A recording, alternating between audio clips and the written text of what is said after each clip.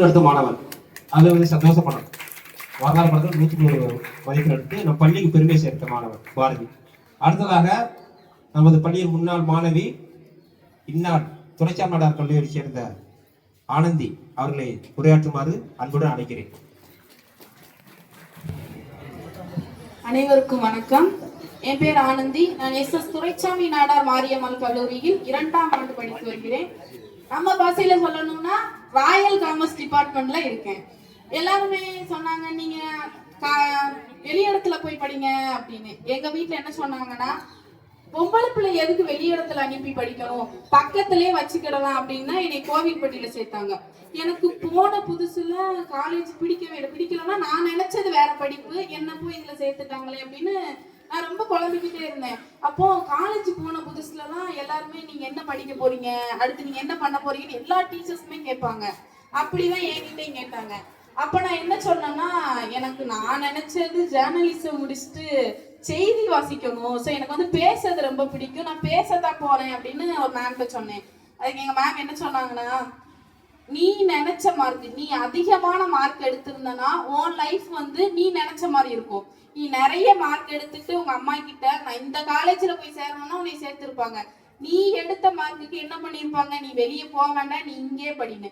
இது எதுக்கு சொல்றேன்னா, உங்களுக்கு என்னுடைய கூட பிறந்த சகோதரங்களால சொல்றேன், நீ உன்னுடைய வாழ்க்கை வந்து நீ நினைச்ச மாதிரி இருக்கணும்னா நீ நிறைய படிக்கணும். நீ நினைச்ச மாதிரி உன் லைஃப் அமையணும்னா நீ நல்ல மார்க் எடுக்கணும்.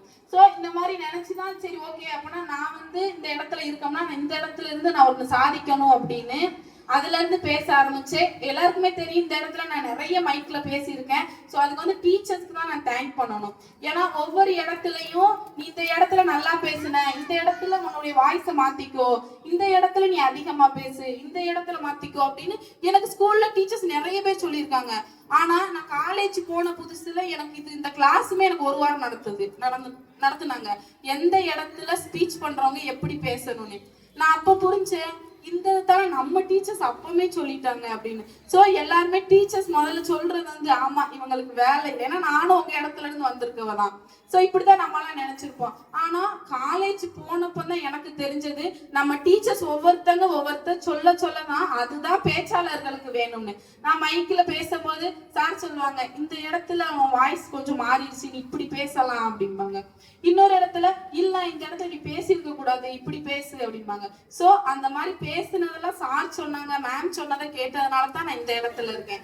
நான் கம்பன் கழகத்துல சிறப்பு பேச்சாளர்னு பட்டம் வாங்கினேன். ரயிலால எனக்கு பேசுறதுக்கு வாய்ப்பு கிடைச்சது. மதுரை தமிழ் சங்கத்துல எனக்கு பேசுறதுக்கு வாய்ப்பு கிடைச்சது. ரொட்டேரியன் சங்கத்துல சிறப்பு பேச்சாளர்னு பட்டம் வாங்கினேன். எஃபெக்டிவ் தமிழ்நாடு எஃபெக்ட் ஸ்பீச்னு ஒண்ணு நடத்துனாங்க. ஸோ அதுலயும் சிறப்பு பேச்சாளர்னு பட்டம் வாங்கினேன். இது மாதிரி எல்லாரும் உங்களுக்குள்ள இருக்கிற திறமைகளை வளர்த்துக்கோங்க. நம்ம படிச்சாலும் உலகம் நம்மளை திரும்பி பார்க்கும். நமக்கு பிடிச்ச ஒரு விஷயம், உனக்கு வரைய தெரியுதா, நீ அதை பிடிச்சு பண்ணதுல உனக்கு எவ்வளவு சந்தோஷம் இருக்குது. ஒரு பேச தெரியுதா, நம்மளுக்கு பிடிச்சு ஒரு விஷயத்த நம்ம பண்ணோம்னா எவ்வளவு சந்தோஷம் இருக்கு. கடவுள் எல்லாருக்குமே ஒவ்வொரு தாளந்து கொடுத்துருக்காங்க. ஏன்னா நம்ம அதை வெளியே கொண்டுட்டு வர மாட்டோம். உனக்குன்னு ஒரு தாளந்து இருக்கும், அதை கண்டிப்பா நீ வெளியே கொண்டு வரணும். நம்ம பேரண்ட்ஸ் எல்லாம் இப்போ நம்ம ஒரு போட்டி, பொங்கல்ல எல்லாம் எல்லாருக்கும் போட்டி வைப்பாங்க ஊர்ல. அதுல ஒரு ஓட்ட போட்டியில நம்ம வின் பண்ணிட்டோம்னா நம்ம அம்மா அப்பா எவ்வளவு சந்தோஷப்படுறாங்க. அது மாதிரி தான் பெற்ற பொண்ணோ தான் பெற்ற பையனோ ஒரு டிவிலயோ ஒரு பேப்பர்லயோ அவங்க படம் வருதுன்னா பேரண்ட்ஸ் எவ்வளவு சந்தோஷப்படுவாங்க. நீ சம்பாதிச்சு கொடு, நீ அம்மாவுக்கு நகை எடுத்து கொடு, அதெல்லாம் பேரண்ட்ஸ் எதிர்பார்க்கவே மாட்டாங்க. தான் பிள்ளை நல்லா இருக்கான், தான் பிள்ளை பேரு 4 பேருக்கு தெரியுதுன்னா அம்மா அப்பா எவ்வளவு சந்தோஷப்படுவாங்க. ஸோ அந்த சந்தோஷத்தை நீ வாங்கி கொடுத்து பாரு. பேரண்ட்ஸுக்கு நீ நகையை எடுத்து கொடுக்க வேண்டாம், பணத்தை கொடுக்க வேண்டாம், இந்த ஒரு சந்தோஷம் போதும். அவங்க லைஃப்ல அவங்க அவ்வளவு சந்தோஷமா இருப்பாங்க. தான் ஒரு பேப்பர்ல தான் பொண்ணோட போட்டோ வந்து ஒரு பேச்சாளரோ அவர் நல்ல படிப்புல இருக்கா இந்த மாதிரி ஒரு பேரு வந்து பேரண்ட்ஸ் பாக்குறாங்க. அவங்களுக்கு படிக்க தெரியுதோ படிக்கல, தான் பொண்ணோட முகம் தெரியும்ல, அந்த பேப்பர்ல பார்க்கும்போது தான் பெற்றோருக்கு நம்ம அந்த சந்தோஷத்தை வாங்கி கொடுப்போம். அவங்க அந்த பிளஸ் இருந்தாலே போதும், நம்ம மேல போயிடலாம். ஸோ எல்லாரும் நல்லா படிங்க, அடுத்து நல்ல நிறைய மார்க் எடுத்து இங்க நான் சொன்ன மாதிரி பக்கத்துல இருக்க காலேஜ் இல்லாம பெரிய யூனிவர்சிட்டியில போய் நல்ல பேர் எடுத்து வாங்க. தேங்க்யூ.